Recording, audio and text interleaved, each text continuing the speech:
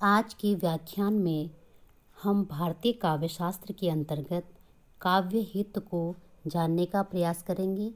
काव्य हेतु का अभिप्राय उन साधनों से है जो कवि की काव्य रचना में सहायक होते हैं, अर्थात किसी व्यक्ति में काव्य की रचना की सामर्थ्य उत्पन्न कर देने वाले कारण ही काव्य हेतु कहलाते हैं। जैसा कि अग्निपुराण में भी कहा गया है, नरत्वम दुर्लभम लोके विद्या तत्र सुदुर्लभा, कवित्वम दुर्लभम तत्र शक्तिस्तत्र सुदुर्लभा। अर्थात लोक में नरत्व दुर्लभ है और उसमें विद्यावान नर होना और भी दुर्लभ है। कवित्व परम दुर्लभ है और कविता करने की शक्ति अर्थात प्रतिभा का होना और भी दुर्लभ है। आचार्य मम्मट के मत के अनुसार शक्तिर्निपुणता लोकशास्त्र काव्याद्यवेक्षणात् काव्याज्ञ शिक्षयाभ्यास इति हेतुस्तुद्भवे। अर्थात काव्य के 3 हेतु होते हैं, अर्थात काव्य के 3 कारण होते हैं। शक्ति अर्थात प्रतिभा, लोकशास्त्र का अवेक्षण तथा अभ्यास। काव्य हेतु 3 प्रकार के होते हैं: प्रतिभा, निपुणता और अभ्यास।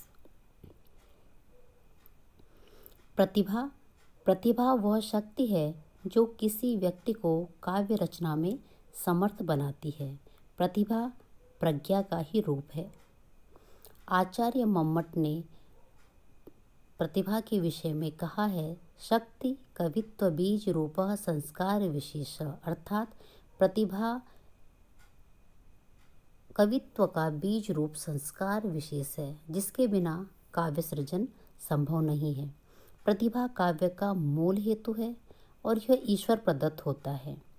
प्रतिभा के बल पर ही कोई कवि अपूर्व शब्दों के द्वारा उक्ति वैचित्र्य आदि का विधान करता है।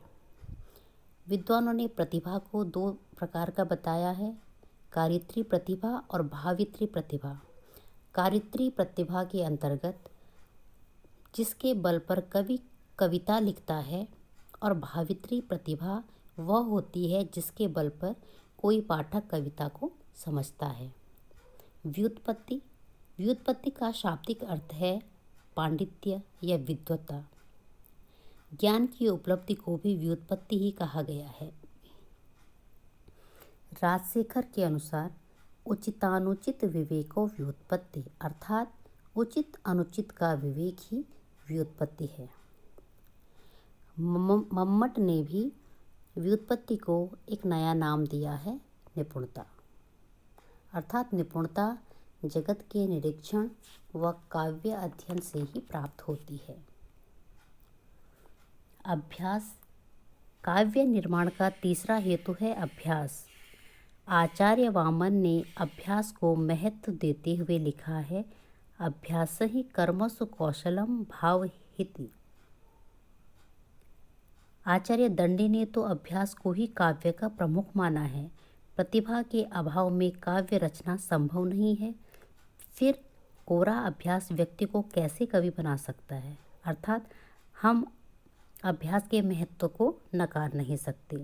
प्रारंभ में प्रतिभा संपन्न कवि भी एक अच्छी कविता नहीं लिख पाता, अर्थात निरंतर अभ्यास से ही उसकी कविता निखरती है। डॉक्टर नगेंद्र के अनुसार प्रतिभा वो चेतना है जो अनुभूति, चिंतन, विचार, संकल्प तथा कल्पना आदि क्रियाएं संपादित करती है। उपर्युक्त विवेचन के आधार पर हम कह सकते हैं कि प्रतिभा, व्युत्पत्ति और अभ्यास ये तीनों ही काव्य के प्रमुख हेतु अर्थात काव्य के प्रमुख कारण हैं, किंतु प्रतिभा सर्व प्रमुख है जिसे व्युत्पत्ति और अभ्यास से निरंतर निखारा जा सकता है। अंततः ये तीनों ही समन्वित रूप में काव्य के हेतु हैं।